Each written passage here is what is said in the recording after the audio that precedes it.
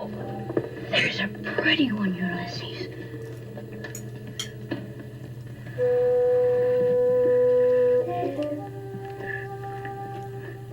There it is.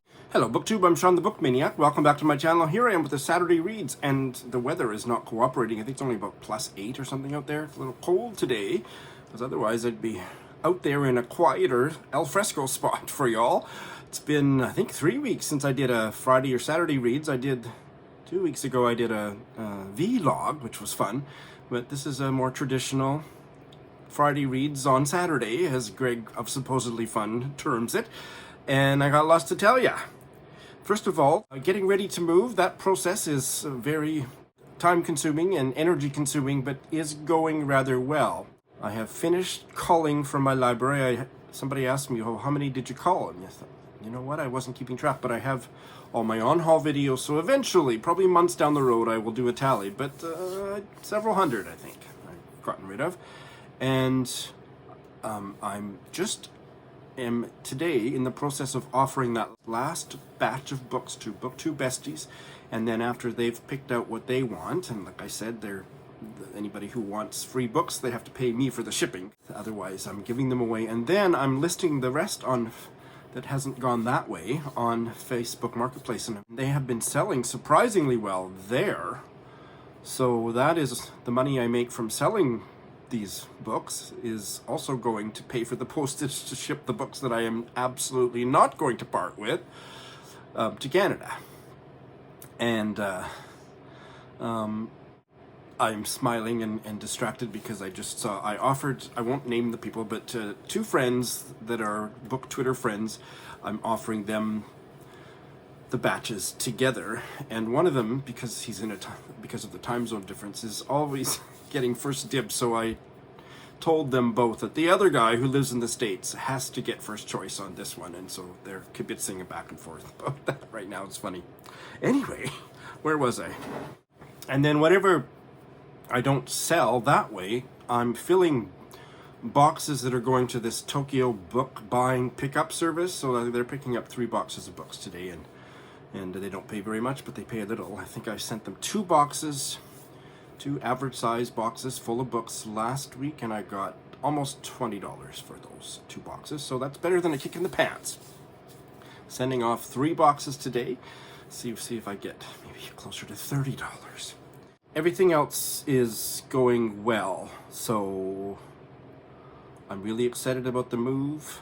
Maybe something I haven't told you yet is that, quite surprisingly, most of my students, most of the classes and one-on-one lessons that I teach here in Tokyo, they have opted to continue after I get to Canada. So the time difference, some of them, the ones that are taking morning classes will be at the exact same time, but it'll just be the evening before for me in Saskatoon, and anybody who's taking afternoon lessons, they have to adjust the time, and they've so far have chosen to do that.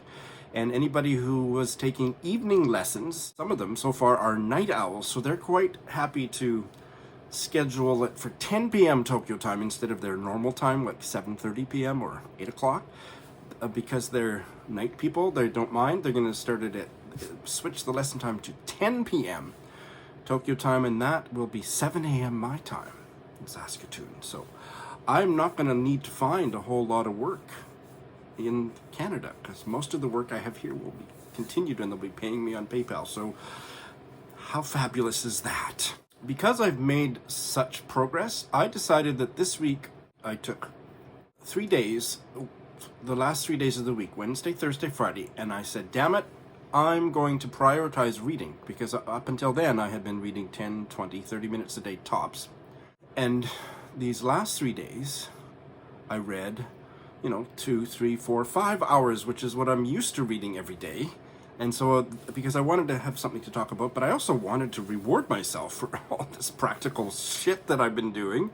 The book stuff is not shit, but I haven't mentioned the taxes. They're in progress too, but that's always the last thing that's still really easy to put off, but I think I'm on track for that too. But I wanted to read. I wanted to give myself a little bit of a readathon, so I don't know what Doris would term it, but it's some kind of a midweek Doris-a-thon, readathon, something, and oh my god, it was just what my soul needed. So, because of that, I have 3 books to tell you about, and a 4th I didn't quite finish, so I'll tell you about the 3 that I finished. And no bails. Actually, I better check. Have I bailed on anything? In the last 3 weeks, have I not bailed on anything? No, no bails. Oh my god, that's crazy. The first one that I'm going to tell you about is this Rosamond Lehmann novel, Dusty Answer. It's her debut from 1927, and I absolutely loved it. Maybe not quite as much as The Echoing Grove, which I read about a year ago, but oh my god, I loved it so much. Such beautiful writing.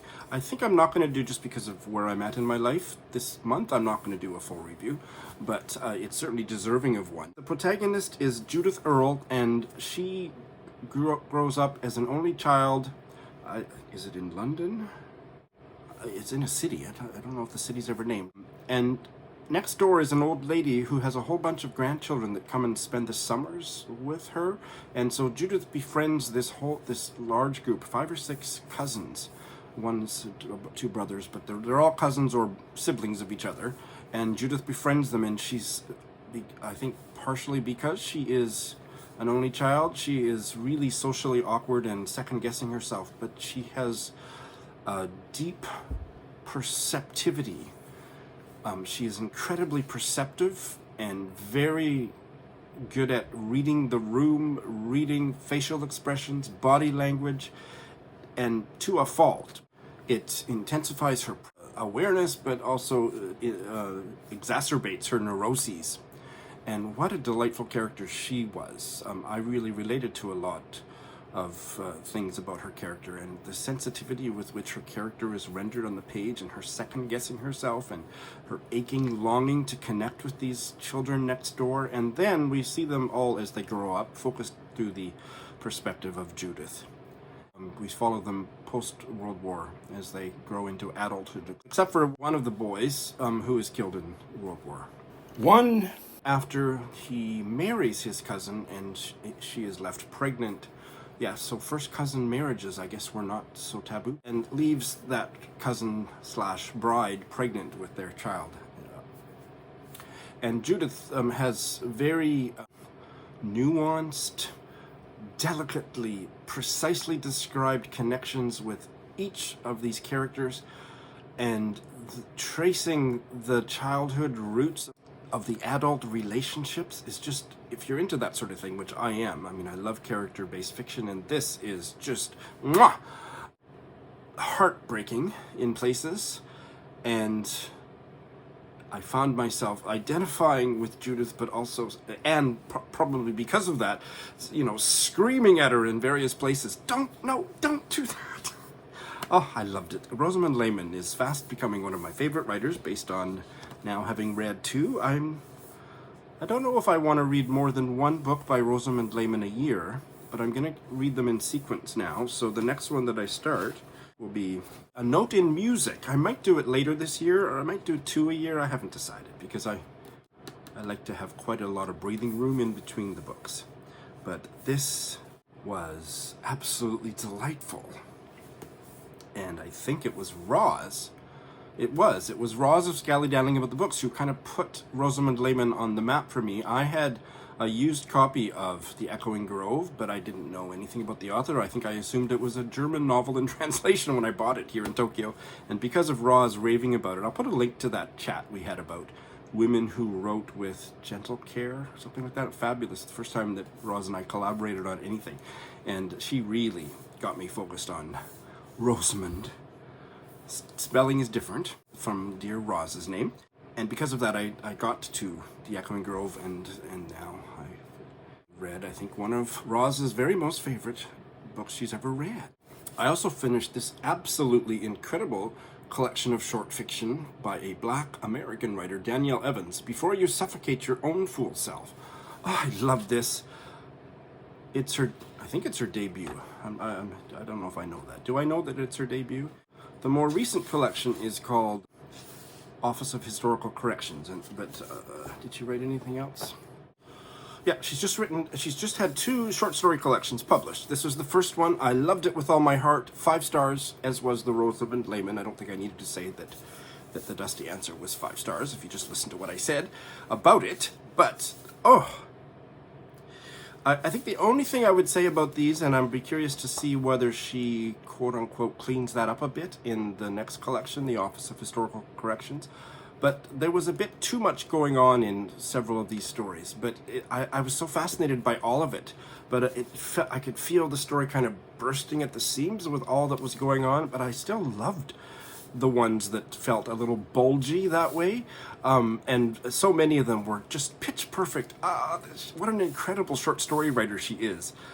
Black women and black men in messy relationships. Danielle Evans seems to be particularly inspired by or fascinated by not quite romantic relationships, not quite committed relationships, friendships with benefits type of relationships, and boy, does she describe those. Does she portray those with nuance and just, oh my God.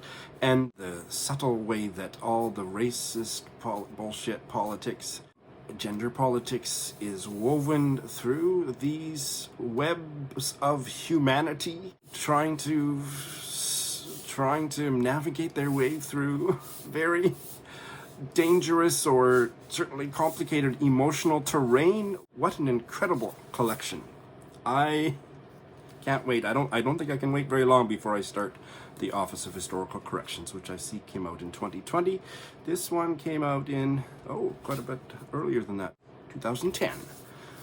Highly, highly recommended. A lot of humor, a lot of fascinating pop cultural stuff. Another particular preoccupation of hers, I would say, would be mother-daughter relationships and all of that. And as I said before, I was reading these alongside the big love songs of W.E.B. Du Bois, and the precision and compression of these compared to the bloated kind of all over the place is what made me bail on that. Now, so I said that some of them felt like they were bulging. There was a little bit too much going on, but yet even in those, the focus was so precise that, like I say, I can hardly even call it a criticism, but it's just this feeling of, oh my God, there's a lot going on here. I loved it. And finally, this was one that I read to my friends, Kendra and Lindy, on Voxer, Alina Bronsky's latest novel to be translated into English, My Grandmother's Braid. I think it was from last year. Translated from the German by Tim Mohr, 2021. I didn't like it. I gave it 3 stars because it held my interest, but I think I would have bailed had I not been reading it to those two. And Lindy, I think, loved it, or certainly quite liked it. I just barely liked it. It's the story of a young man who, with his Russian or Soviet grandparents, moves to Germany, pretending to be Jewish so that they could get there as refugees.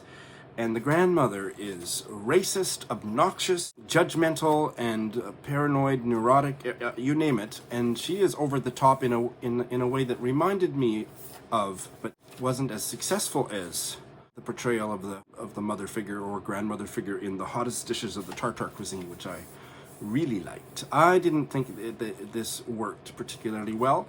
I don't know how much of this was a function of me reading it aloud, but it did make me chuckle. I chuckled in almost every chapter, so it was funny, but this to me suffered from really paper-thin characterizations. The characters did not sit up, they did not stand up. There was a lot of interesting things going on in the story, but I was frustrated a lot by how thin the characterization was. So it meant that only rarely was I ever emotionally engaged by what I was reading. The humor of it I got. It read to me, and I was reading it aloud, but it read to me like an oral narrative. So it wasn't fleshed out enough. It wasn't literary enough. It really got on my nerves in places because of its shortcomings. And I think my opinion would be the majority one, because it's got a fairly low rating on Goodreads.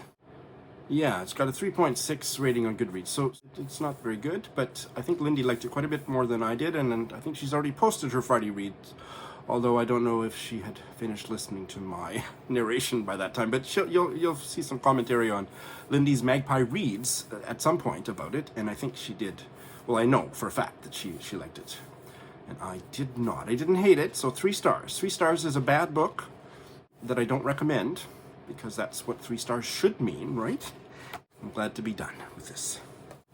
So that's what I finished. I had hoped to finish one more, and I'm absolutely loving it, and I'm only about 4 chapters left, and so you'll hear about that in another video later on. But because of that, I'm going to tell you about 4 books I'm going to start.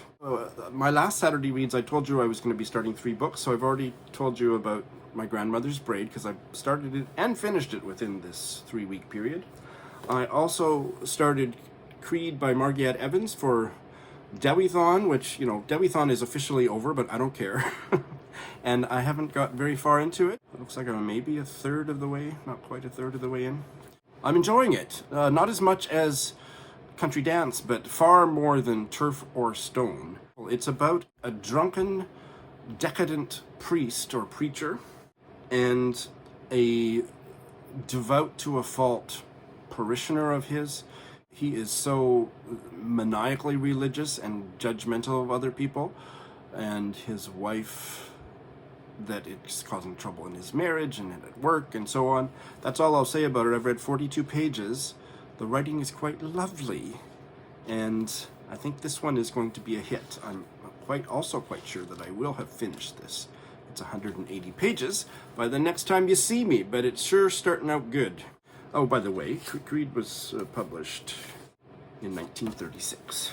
I have started the Mammoth Elizabeth Bowen Collected Stories book. I think I've read 3, maybe 4. They are incredible. Let's see. Yeah, I've read 4. I focused on the ones I wanted to finish this week, so I haven't picked these other books up for about a week, but oh my goodness. From the very first story, literary, again, compression. The ability to compress a flurry of narrative into a sentence or two is evident, and I am loving it. It's been a week since I picked it up. I don't think I'll try to say any more, and you probably won't hear me talk about this till at the earliest, near the end of this year when I'm in Saskatoon, but I'm loving it. So those were the ones I started 3 weeks ago, and that's all I have to say about those. So now let me tell you what I'm going to start in the coming days and weeks. So I'm still working away on my Dewithon and Irish Readathon TBRs. I know it's April 2nd. Who cares? So I'm going to pick one from each. From the Dewithon TBR, the next one I'm going to pick up is the history book, A Concise History of Wales by Geraint H. Jenkins. So I think that one's pretty long too. I want to get started on that. And from the Irish Readathon, the next thing I start, so I may well be finished this before you see me next, is Claire Keegan's first novella, Foster. Can't wait. So that is going to be a special treat. I've heard nothing but good things about it. I'm expecting good things from it, and I sure loved her most recent novella, Small Things Like These. So really stoked about that. I'm going to be reading to Lindy and probably Kendra, although I'm waiting to hear back from her, but I have chosen the next book that I would like to read aloud to these lovely people. One that was on my bite-sized book chats, not this week, but last week. This Norwegian novel that's recently been published by Seagull Books in English translation, and it's a gorgeous physical specimen. Look at this.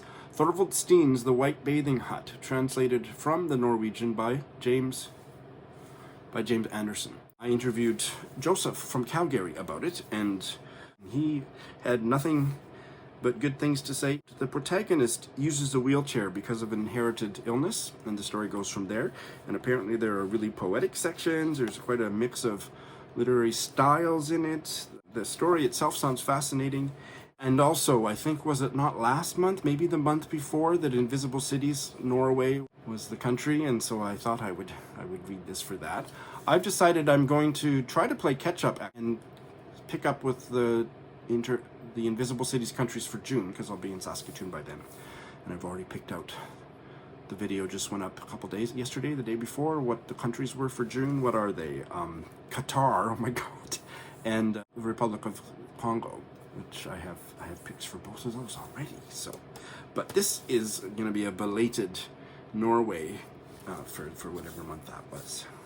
And you haven't heard me talk about any queens on this channel for a while, other than maybe Greg of Supposedly Fun. So I ordered a book. It hasn't arrived in the mail. It'll be arriving any day now. And this is the one I'm going to start once I finish that fourth book that I didn't quite finish. There is a new biography of Queen Alexandra, just published February, and I couldn't stop myself from buying it. It's the last book I have allowed myself to buy that's getting shipped to Tokyo, and I had to justify it by committing to starting to read it the day it arrives, which could be as early as today. It should be here in the next few days. Queen Alexandra by Francis Dimond, and it's a chunky bugger. 756 pages. I hope there's a whole pile of footnotes included in that pagination, and I'm going to start reading it. I don't love that portrait of her. It's not beautiful enough. Queen Alexandra was stunningly beautiful, and I don't really love that. But beyond that, I have yet to read a full-length biography of Queen Alexandra, and now I will be. So stay tuned for that. I'm sure a lot of you are really excited. I know one or two of you will be, but the next time you see me, I'll be at least a few chapters into that. I think that's it. Thanks for watching.